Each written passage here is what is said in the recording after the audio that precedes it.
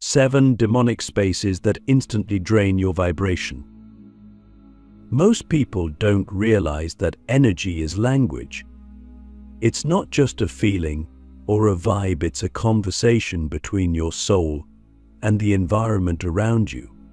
And just like there are spaces that elevate, amplify, and awaken you, there are also spaces, physical, emotional, digital, even mental, that act as spiritual vacuums. They don't just make you tired. They don't just stress you out. They feed on your light. And if you're not aware of them, you'll keep walking into them, wondering why your vibration keeps crashing no matter how many crystals you carry or meditations you do. We call them demonic spaces, not because they look like haunted houses or horror movies, but because they carry the signature of devolution. These are places where energy becomes corrupted, where consciousness is fragmented, where awareness is numbed. They are portals, some man-made, some ancient, some accidental, and they have one thing in common. They exist to pull you down, not physically, but vibrationally. And the scariest part, most people live in them every single day. Click subscribe to this channel to get more profound spiritual lesson. I've been there. We all have. Sometimes we think we're just tired, just overwhelmed, just off. But what if that offness wasn't yours? What if you were walking through a frequency field that had been infected generations ago? What if the room you sleep in was built on a land that holds unhealed grief? What if your workplace carries a collective spell of scarcity and self-betrayal? What if the group chat you scroll every night is actually a digital altar to anxiety, envy, and distraction? Let's start with the first demonic space, the one most people never suspect, the home of unresolved grief. This isn't just a house where someone died. It's any space where grief was felt but never fully expressed. When emotions are suppressed, especially grief, they don't disappear. They imprint. They stick to the walls. They live in the corners. They echo through the floors. And over time, if no one clears them, those emotions turn dense. The space becomes heavy. You walk in and feel tired. You try to work but can't focus. You sleep but never rest. That's not just bad energy. That's an emotional entity, and it will feed on anyone who enters unaware. Then there's the space of chronic judgment. You know this one. It's the room where everyone gossips, where people scan each other instead of seeing each other, where no one feels safe enough to be real.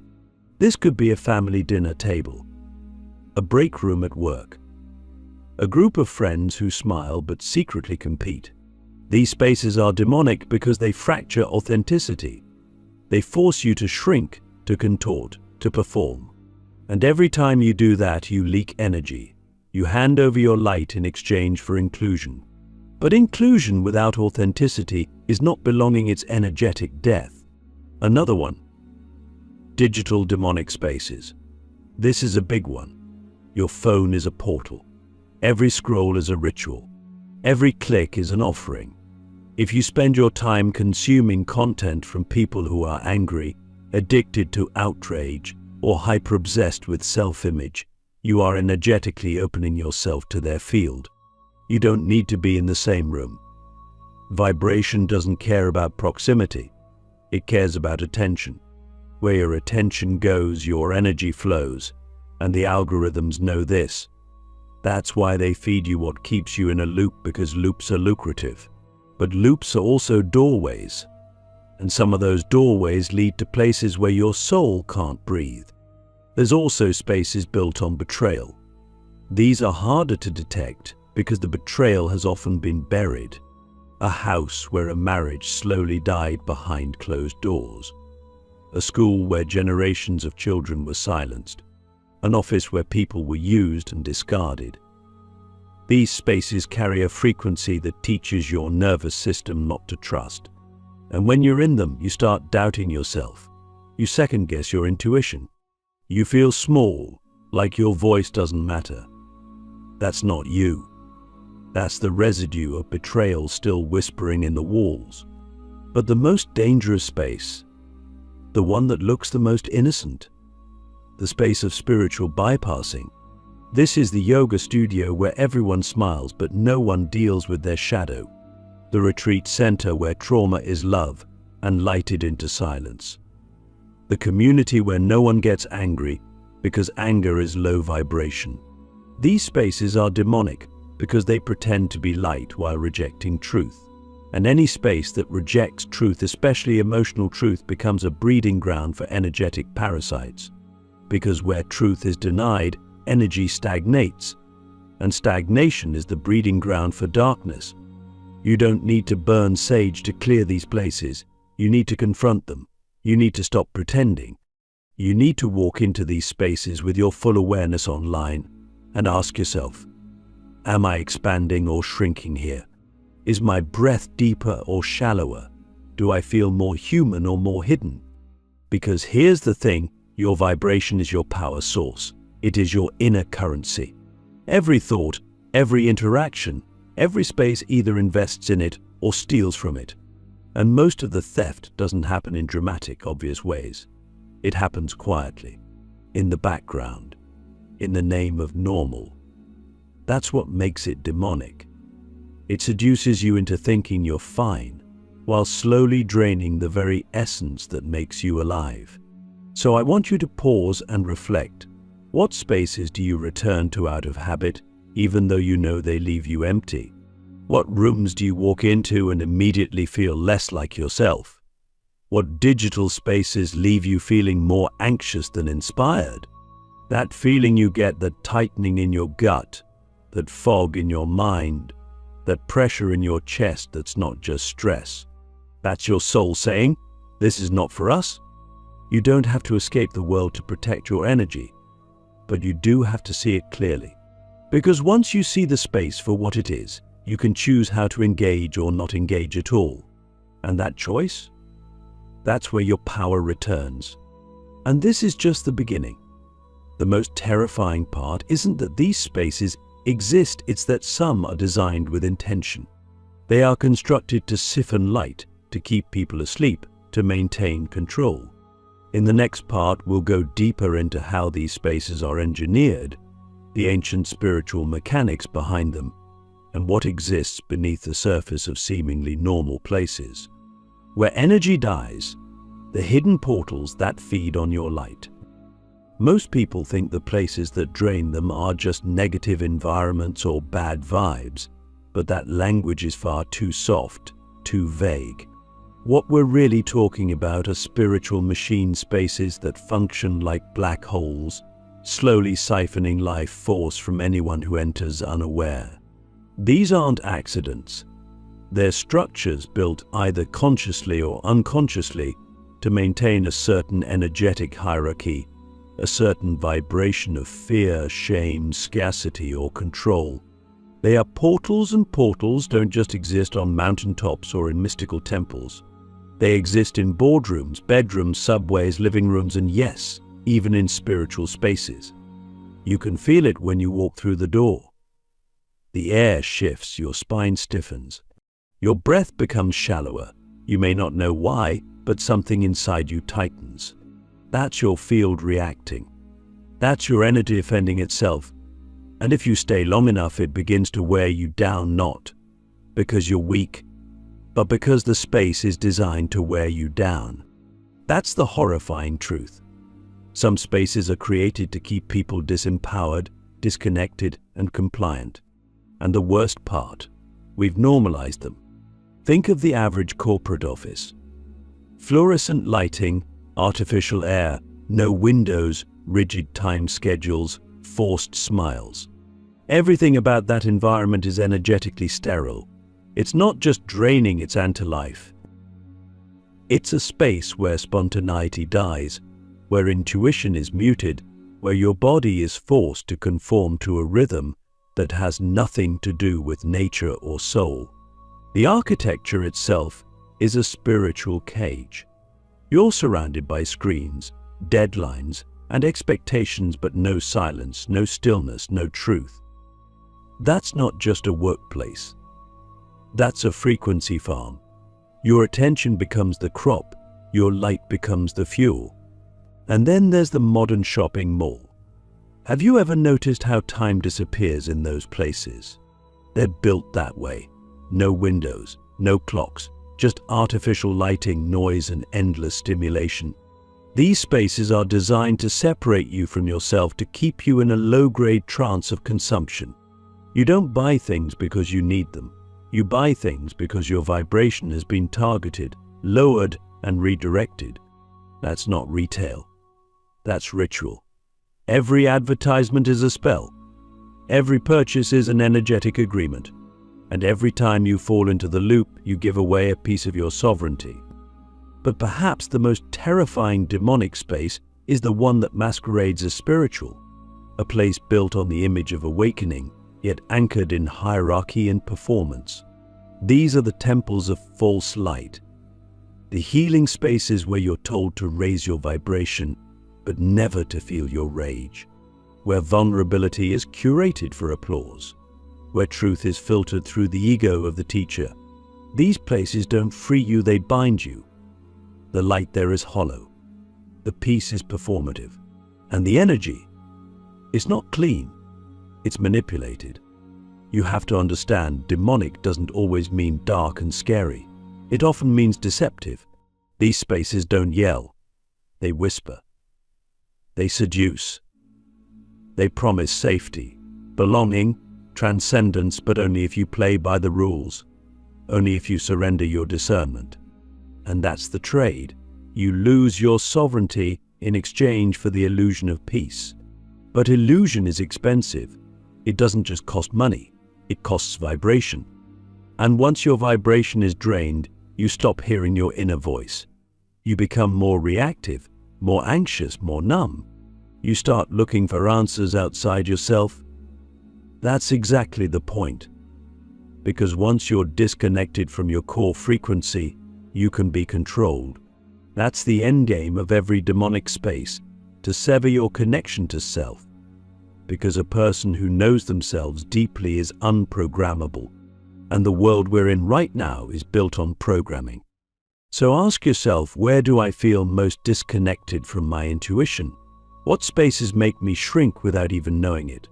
When did I start believing that my exhaustion was normal?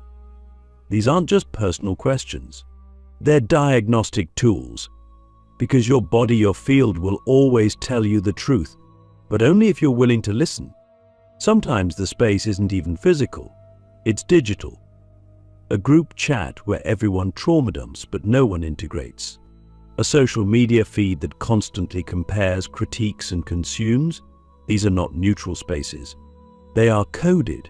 Someone designed them. Someone profits from your engagement. And in the spiritual realm, attention is currency. The more you give it away unconsciously, the more fragmented you become. That's not just distraction. That's spiritual dismemberment. But here's the good news. The moment you see it, you can start to reclaim your energy. Awareness is the beginning of reversal. Once you identify the pattern, the portal loses power. You can still walk into that office, but now you carry your own field. You can still scroll your phone, but now with intention, not addiction. You can still visit that family home, but now you recognize the ancestral loops and choose not to feed them.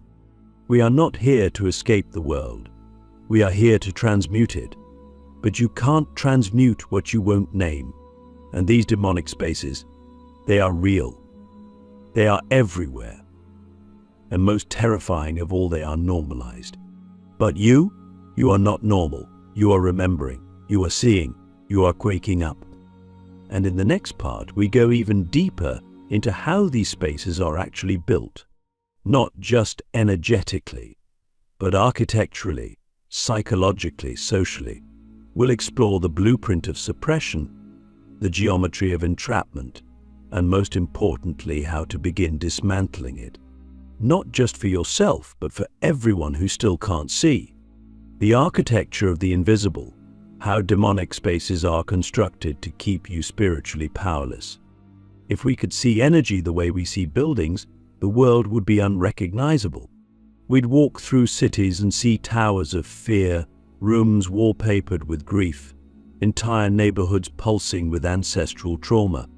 We'd see wires of manipulation hanging from ceilings, floors soaked in centuries of silence, and walls built not just from brick and cement but from intention to suppress, to control, to contain the human soul. We often forget that architecture is not just physical, it's spiritual. Every structure, whether it's a home, a shopping mall, a school, or a temple, holds the imprint of the consciousness that built it. And if that consciousness was rooted in fear, superiority, colonization, greed, or repression, then what do you think the building becomes? A monument to that frequency. A spiritual cage. A demonic space because it was constructed to diminish your light from the moment you enter.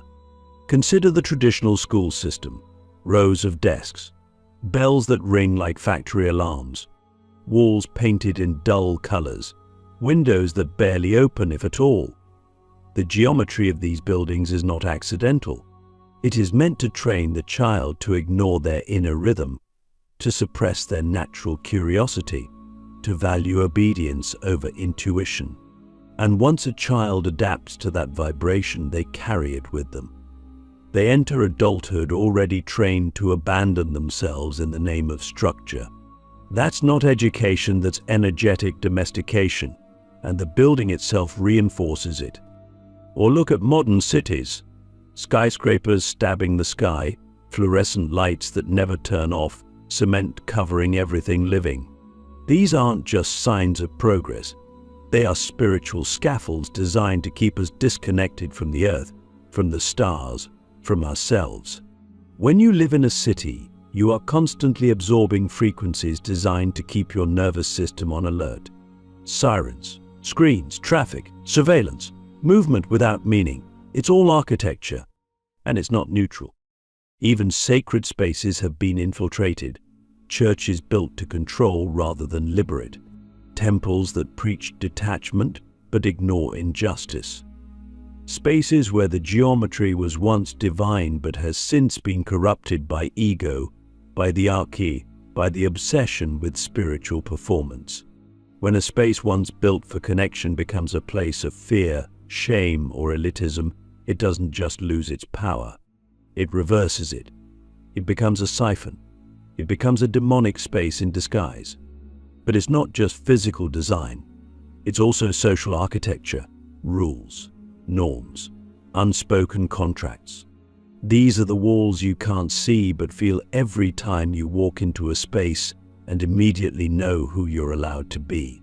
I think about the family dinner table where truth is off limits, the office where everyone plays a role, the friend group where vulnerability is a threat. These are not just dynamics. They are structures, and they are designed to keep you small. And the most insidious part, these spaces often reward you for compliance. You get praised for being quiet. You get promoted for playing the game. You get liked, followed, celebrated for being digestible. But every reward is a chain. Every compliment that celebrates your conformity is a brick in the wall of your own prison. That's how demonic spaces sustain themselves, not through force, but through seduction. So how do you recognize the blueprint? You tune into your body. Your body is the most advanced spiritual technology on earth. When you enter a space, ask yourself, is my breath deeper or shallower? Do I feel the urge to perform or the freedom to be? Does my body feel safe to expand or pressure to shrink? If your body whispers no, but your mind says it's fine, listen to the whisper. Your mind has been programmed, your body has not. And understand this, demonic spaces are not just created by evil people. Most are built by unhealed people, by generations acting out their trauma, by systems designed without soul. That's why it's so hard to break free, because these spaces are not held together by chains, but by normalcy, and what becomes normal becomes invisible. But we are here to make the invisible visible, to name it, to feel it, to refuse to participate in it unconsciously. That's how we begin to dismantle the architecture by no longer being the bricks that hold it up. When we stop feeding these spaces with our silence, our compliance, and our energy, they begin to collapse from within. And that's what terrifies the architects of suppression. Not rebellion, not riots, but remembrance. A human being who remembers their light cannot be manipulated. A soul that knows how to read space cannot be controlled. A person who listens to their inner frequency becomes immune to external noise. That's why we must remember. In the final part, I'll show you how to build your frequency escape plan, not just how to leave demonic spaces, but how to transmute them, how to protect your field, and how to become the kind of person who alters the frequency of every room they walk into. Because this isn't just about survival, it's about sovereignty, and you were never meant to live in a world that drains you. The frequency escape plan, how to reclaim your light and rise above energetic traps. Now that we've seen the truth of these demonic spaces, how they're disguised, how they're designed, and how they drain, you might be asking, what do I do now? Once you've seen the strings behind the puppet show, you can't unsee them. And that's a gift, because awareness is the first portal out. But awareness alone isn't enough. You need a strategy, a frequency escape plan. Not to run away, but to rise above. To walk into any space and remain sovereign. To be in the world, but no longer of its traps. This plan starts with one unshakable truth: your energy is yours. It doesn't belong to your boss, your parents, your past, your phone, or your trauma loops. It is your divine technology, and it responds to your choices in every moment. So the real work is not about avoiding all harmful spaces. That's impossible. The work is about becoming the space, becoming the frequency so strong, so coherent, so clear that even in the darkest room, you are the one holding the light. How? First, you must reclaim your inner authority. This means trusting your body more than the rules of any environment. Your body knows when something is off. It tightens, it contracts, it whispers. But most of us were trained to override those signals. We were taught to be polite instead of powerful, to be agreeable instead of aligned. That ends now. From this moment forward, your body's wisdom is your compass. If a space makes you shrink, you exit energetically. Even if your body stays, your field withdraws. You stop feeding it your attention, your presence, your agreement.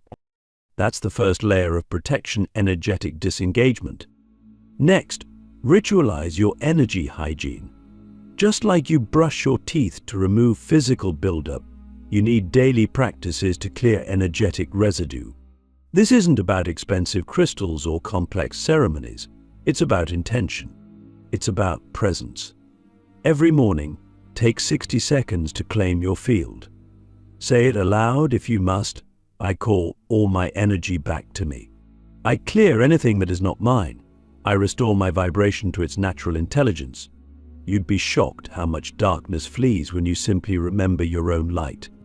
Then, you must curate your environments with the same care you'd use to build a temple. Because your home is a temple. Your phone is a temple. Your relationships are temples. What you allow into them becomes part of your field.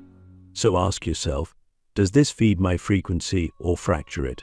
Does this conversation nourish my soul or numb it? Does this space reflect who I am or who I used to be when I was still asleep? These questions are not dramatic. They are essential. Because your environment is not passive, it's a mirror, a magnet, a multiplier. But here's the real upgrade: become a frequency disruptor. Don't just protect your field. Use it. Walk into demonic spaces and consciously raise the vibration, not by preaching, not by fixing, but simply by being. Radiate coherence, embody presence, breathe deeply, ground your energy, make eye contact, speak truth. These acts seem small, but they are seismic, because darkness cannot thrive where truth is embodied. You don't need to fight the demons. Just refuse to abandon yourself in their presence. that alone dismantles them. And finally, ask yourself the deepest question of all: what kind of world do I want to build through my vibration? Not what kind of career or house or lifestyle, but what energetic architecture am I creating with every word, every thought, every space I choose to enter or exit? Because you're not just escaping these demonic spaces, you're replacing them with your presence, with your light, with the kind of frequency that makes others remember who they are. This is the true revolution, not loud, not violent, but vibrational, quiet souls reclaiming their spaces, sensitive hearts refusing to perform, a new architecture rising, one built not from concrete, but from clarity, not from control, but from consciousness. We are not here to survive demonic spaces. We are here to dismantle them, to walk into them, and anchor a vibration so alive, so present, so aligned that the space itself begins to shift. That is the power you've always had. You just forgot. But now you remember. Your energy is sacred. Your presence is medicine. Your frequency is the future. So guard it, sharpen it, share it, and rise.